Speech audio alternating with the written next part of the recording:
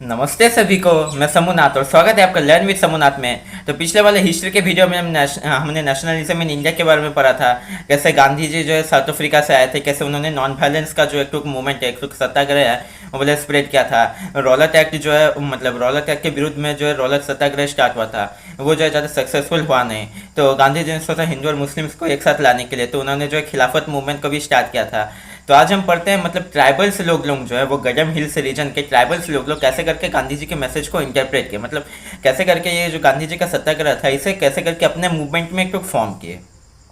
तो यहाँ पे बेसिकली गडम हिल्स ऑफ आंध्र प्रदेश, मतलब आंध्र प्रदेश का जो है गडम हिल्स के बारे में दिया गया है। तो वहाँ के जो ट्राइबल्स लोग थे उन लोग ऐसे करके एक तो मतलब मूवमेंट स्प्रेड किए थे जिसे गुरेला वारफेयर कहा जाता है। और इस गुरेला वारफेयर में क्या होता है कि जंगलों में जो है कम मात्रा में जो मतलब कोई आदमी लोग जैसे कि ट्राइबल्स लोग जो कम मात्रा में छिपे रहेंगे और वो लोग जो है एक तो भारी भरकम सेना के ऊपर जो है हमला कर पाएंगे।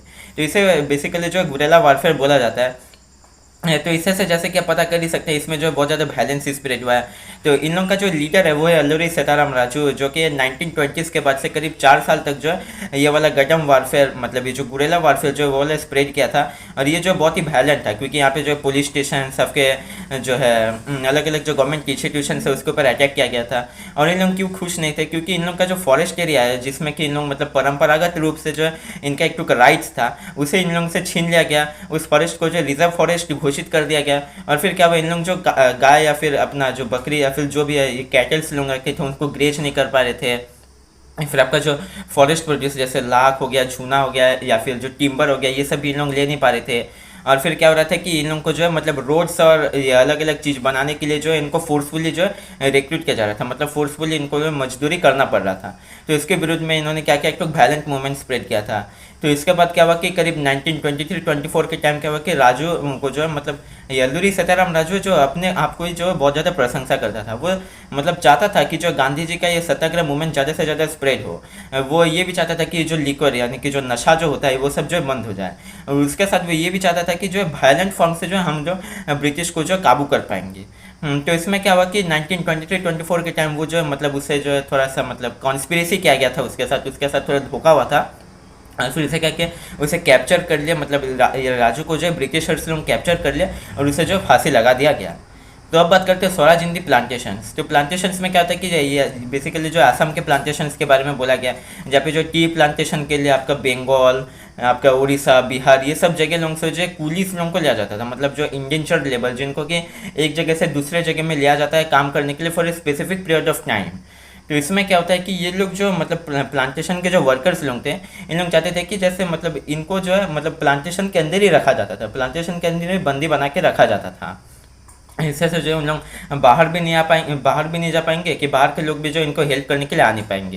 तो इन लोग क्या चाहते थे कि इन लोग जो है मतलब पीरियडिकली मतलब कुछ टाइम के टाइम जो इन लोग घर में जा पाए, वहाँ से थोड़ा घूमने जा पाए, ऐसे करके चाहते थे। तो उन्होंने क्या किया कि इन लोग जो अथॉरिटीज़ को डिफाई करना स्टार्ट कर दिया। जैसे ये सत्याग्रह मूवमेंट जो स्प्रेड होने लगा, इन्होंने महात्मा गांधी के नाम पे जो है ये प्लांटेशंस को छोड़ के भागना स्टार्ट कर दिया। वो लोग सोच रहे थे कि जो है उनके गाँव में जो उनको ज़मीन मिलेगा, क्योंकि उनके पास जो है ज़्यादातर ज़मीन नहीं होता था, रिसोर्सेस नहीं होता था। तो इसीलिए जो है इन लोग मतलब अपना इन लोगों को जो है अपना गांव छोड़ के जो है आसाम में आना पड़ा या फिर दूसरे किसी जगह में जाना पड़ा। तो इन लोग क्या सोच रहे थे कि महात्मा गांधी आ गए हैं, अभी हमें जो है हमारे गांव में ही रिसोर्सेस मिलेंगे, हमें ज़मीन मिलेगा, ये सब जो है रिसोर्सेस हम पा पाएंगे और इससे जो हम गाँव में ही बस पाएंगे। लेकिन ऐसा हुआ नहीं। इन लोगों का क्या हुआ कि उस टाइम जो रेलवे वर्कर्स का भी स्ट्राइक चल रहा था। तो क्या हुआ, ट्रेन नहीं चल रहा था या फिर आपका बोट्स, स्टीमर्स जो ये सब भी नहीं चल रहे थे। तो इन लोग रास्ते के बीच में रुक गए, इन लोग पुलिस के हाथों पकड़े गए और इनको जो बहुत ही ज़्यादा पीटा गया था। तो ऐसा करने से क्या हो रहा है कि हम जैसे कि देखें कि रूरल एरियाज़ में एक तरीके से, अर्बन एरियाज़ में एक तरीके से, अब पे ट्राइबल्स, प्लांटेशन वर्कर्स जो एक तरीके से जो सत्याग्रह मूवमेंट को स्प्रेड करने लगे।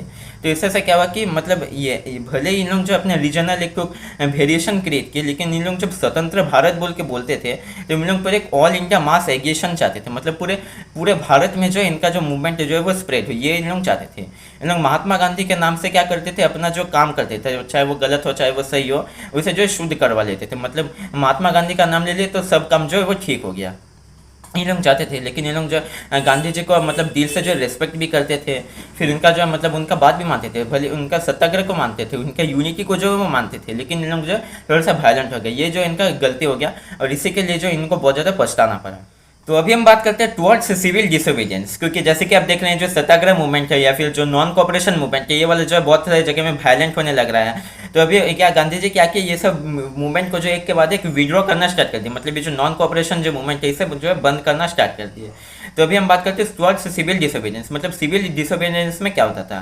तो जैसे कि आप जानते हैं जो फरवरी 1922 के बाद जो गांधी जी विड्रॉ कर लिए नॉन कॉपरेशन मूवमेंट को, फिर उसके बाद क्या हुआ कि ये कांग्रेस के अंदर जो टसल होना स्टार्ट हो गया। मतलब कोई कोई जो काउंसिल पॉलिटिक्स में, जैसे कि हम लोग जो जानते हैं जो काउंसिल का जो इलेक्शन हो रहा है, मतलब इलेक्टिव फॉर्म में जाके ये ब्रिटिश का ये विरोध करना चाहते थे। और किन किन लोग जो मतलब एक रेडिकल, मतलब पूरा एक स्वतंत्र भारत, एक स्वराज जो है बनाना चाहते थे। मतलब इसमें जो इंडियंस लोग ही रूल करेंगे, ना कि ब्रिटिश के अंदर रह के इंडियंस को थोड़ा बहुत पावर मिलकर, वैसे ही लोग चाहते नहीं थे।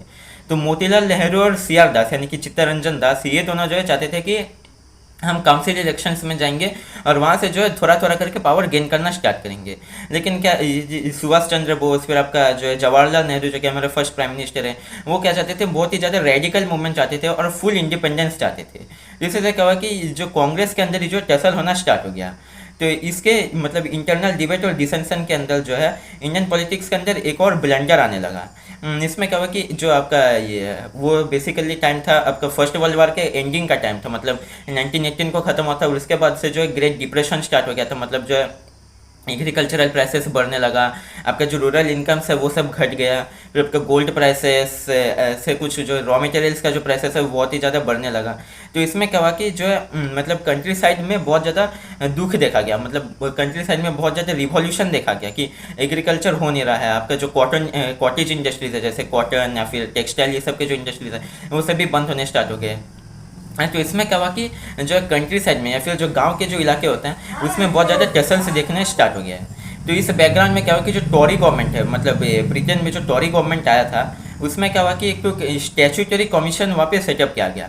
स्टैट्यूटरी कमीशन में क्या था कि ये जो कॉन्स्टिट्यूशनल फ्रेमवर्क है इंडिया का, उसको जो ये चेक करेगा और उसमें अगर कोई सा इंप्रूवमेंट करना पड़े तो वो जो इंप्रूवमेंट के लिए सजेशन देगा। लेकिन यहाँ पे प्रॉब्लम क्या था कि ये सब लोग ब्रिटिशर्स थे, ये कमीशन में जितने सारे भी मेंबर्स थे सब ब्रिटिशर्स थे, एक भी जो है इंडियन नहीं था। अब भाई इन लोग जो है इंडिया के कॉन्स्टिट्यूशन के बारे में देखने आ रहे हैं, इंडिया के लोगों के दुख को समझने आ रहे हैं, अगर एक भी इंडियन ना हुआ तो कैसे होगा, ये सब लोग ब्रिटिशर्स हो गए। तो क्या हुआ कि इसे जो है मतलब साइमन कमीशन बोल के बोला जाता है, क्योंकि ये सर जॉर्ज साइमन के अंदर जो है इसे फॉर्म किया गया था। तो ये साइमन कमीशन जब इंडिया में अराइव हुआ था 1928 के टाइम, तब क्या हुआ था कि साइमन गो बैक बोल के और ब्लैक फ्लैग जो है ये वाला दिखा के जो है उनका विरोध किया गया कि साइमन तुम चले जाओ, हमें तुम्हारी दरकार नहीं है, हमें तुम्हारी ज़रूरत नहीं है, ऐसा बोल के जो इन्हें विरोध किया गया था। तो इसके विरोध में क्या हुआ कि ये जो आपके टॉरी गवर्नमेंट है, इसमें क्या हुआ कि इन लोग जो है इंडिया को एक तो लॉलीपॉप दिखाना स्टार्ट कर दे कि तुम लोग क्या करो कि हम लोग जो है मतलब एक अनसर्टेन फ्यूचर में तुम्हें इंडिपेंडेंस दे देंगे, कब देंगे, कहाँ देंगे, कैसे देंगे वो कुछ नहीं, बस एक इंडिपेंडेंस दे देंगे तुम्हें, ये बोल के बोला गया। अब देखो कांग्रेस वाले भी बेवकूफ़ बनने वाले नहीं थे, तो उन्होंने क्या किया कि वो लोग जो है इसे बहुत ज़्यादा विरोध करने स्टार्ट कर दिए। फिर उसके बाद क्या हुआ कि जो मोतीलाल नेहरू और चित्तरंजन दास जिन लोग पीसफुली चाहते थे कि काउंसिल इलेक्शंस में ज्वाइन करेंगे, वोट होगा, मतलब वो लोग जो इलेक्शन में जीत के पावर गेन करेंगे, वो लोग भी धीरे धीरे अपना इन्फ्लुएंस खोने बैठे, क्योंकि एक तो टॉरी गवर्नमेंट जो है मतलब कॉन्स्टिट्यूशनल के अंदर ही है, लेकिन इसमें जो है सारी ब्रिटिश गवर्नमेंट है, ये कन्फेयर हो गया। फिर उसके बाद जो है ब्रिटिश लोग जो है हमें जो है मतलब ये उल्लू बना रहे हैं कि हम इंडिपेंडेंस दे देंगे, हमें डोमिनेंट स्टेटस दे देंगे तुम लोगों को, लेकिन दे नहीं रहे हैं। तो इसमें क्या हुआ कि ये लोग जो मतलब ये पीसफुली जिन लोग चाहते थे काउंसिल इलेक्शन से ज्वाइन करने के लिए, उन लोगों का जो इन्फ्लुएंस कमने लगा, और जिन लोग मतलब रेडिकल चाहते थे कि पूर्ण स्वराज मतलब फुल इंडिपेंडेंस होगा, पूरे इंडियंस लोगों के हाथों ही जो पावर होगा, वो लोग क्या करने लगे, उन लोगों का जो इन्फ्लुएंस बढ़ने लगा। और फिर क्या कि 26 जनवरी 1930 को जो है ये लोग अपना एक मतलब खुद का एक तो इंडिपेंडेंस डे सेलिब्रेट करना चाहते थे, जिसमें कि जो है हर एक इंडियंस लोग प्लेज लेंगे कि लोग जो है इंडिपेंडेंट हो गए हैं, वो लोग अपने कंट्री को खुद चलाएंगे और ब्रिटिश लोगों का जो है मतलब ब्रिटिश लोगों को लोग खदेड़ के रहेंगे इंडिया से। लेकिन इसमें क्या कि ये जो सेलिब्रेशन है ये बहुत ही ज़्यादा मतलब बहुत ही छोटे मोटे तरीके से हो गया, बहुत ही कम अट्रैक्शन हुआ इस चीज़ के लोग, मतलब बहुत ही कम जो है अटेंशन हुआ इस चीज़ के ऊपर। तो गांधी जी ने क्या सोचा कि ये जो एब्स्ट्रैक्ट आइडिया, मतलब ये जो एक दिमाग के अंदर जो हमें आइडिया बनाया कि फ्रीडम ऐसे होगा, फ्रीडम वैसे होगा, उसे जो है तो कॉन्क्रीट फॉर्म में मतलब एवरीडे लाइफ में जैसे प्रैक्टिसेस कर रहे हैं हम लोग, काम कर रहे हैं या फिर जो है कहीं पे घूमने जा रहे हैं, ऐसे करके जो है मतलब कॉन्क्रीट फॉर्म में जो है इसे लाना चाहते थे। ये इंडिपेंडेंस का जो स्ट्रगल है इसे कॉन्क्रीट फॉर्म जो है वो देना चाहते थे। फिर उसके बाद salt march anti civil disobedience movement. So salt march जैसे कि हम जानते हैं ये बहुत ही एक तो फेमस वाला मूवमेंट है। तो इसमें क्या हुआ था कि ये जो है मतलब 31 जनवरी 1930 को क्या हुआ था, इरविन जो है मतलब उस टाइम के जो है वो वाइसरॉय थे, उन लोग उनको जो है गांधी जी एक टुक लेटर भेजे थे 11 डिमांड्स के साथ, मतलब 11 टुक जो डिमांड्स भेजे थे, जिसमें कि जो है रिच क्लास से लोअर क्लास तक जो है डिमांड्स रहेंगे, और उसके साथ जो पूरा होल इंडिया के लिए भी कुछ कुछ डिमांड्स होंगे। ऐसे करके 11 डिमांड्स जो है वो एक लेटर में भेजे थे। और उन्होंने क्या बोला था कि ये जो है मतलब आपका बहुत ही जल्दी जो है या तो अप्रैल मई के टाइम के अंदर ही जो है इसमें जो है तुम अप्रूवल दे दो, या फिर जो है इसके लिए हम एक मूवमेंट स्टार्ट कर देंगे। मतलब इसमें जो है तुम्हें अप्रूवल देना पड़ेगा, या तो जो है हम लोग मतलब एक तो अल्टीमेटम हो गया कि या तो करो या तो जो है तुमको भागना पड़ेगा या तो तुमको मरना पड़ेगा। तो इसमें क्या हुआ कि ये इरविन जो है वो मतलब चाहते नहीं थे ऐसे ये नेगोशिएशन करने के लिए। तो उन्होंने क्या किया कि इसमें जो और ये जो लेटर इन्होंने भेजा था, ये जो 11 डिमांड्स इन्होंने भेजा था, इसमें एक तो इंटरेस्टिंग जो थिंग था वो था सॉल्ट टैक्स। क्योंकि सॉल्ट जो है वाला गरीब अमीर जो है सब लोग जो यूज़ करते हैं।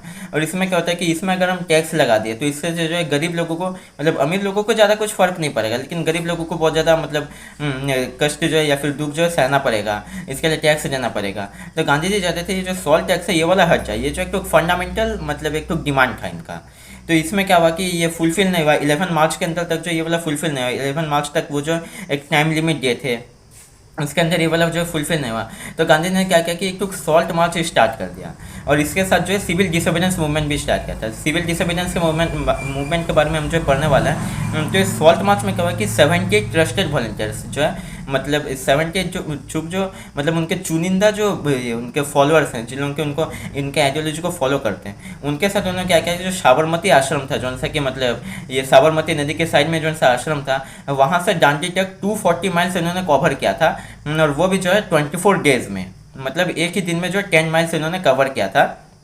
और फिर क्या हुआ कि ये जो है 6 अप्रैल को वो दांडी में पहुंचे, मतलब जो आपका जहाँ पे ये सॉल्ट मार्च जो है मतलब भंग किया गया था, ये जो सॉल्ट का जो टैक्स है इसे भंग किया गया था। और उन्होंने क्या किया कि उस टाइम क्या होता था कि मतलब जो सी शोर में मतलब समंदर के किनारे जो नदी ये आता था मतलब नमक आता था, उसे लेके उन लोगों को जो है सुखा के जो प्यूरिफिकेशन किया जाता था। और ये वाला जो है कॉटेज इंडस्ट्री था, मतलब जो हर एक आदमी जो है खुद से जाएगा नमक उठा के लाएगा और उसे प्यूरिफाई करके अपने लिए यूज़ करेगा, ऐसे करके जो है ये यूज़ किया जाता था। तो ये सॉल्ट टैक्स के बारे में हम आगे के वीडियोस में पढ़ने वाले हैं। आज के लिए यही पे ख़त्म करते हैं, मिलते हैं अगले वीडियो में, तब तक के लिए धन्यवाद।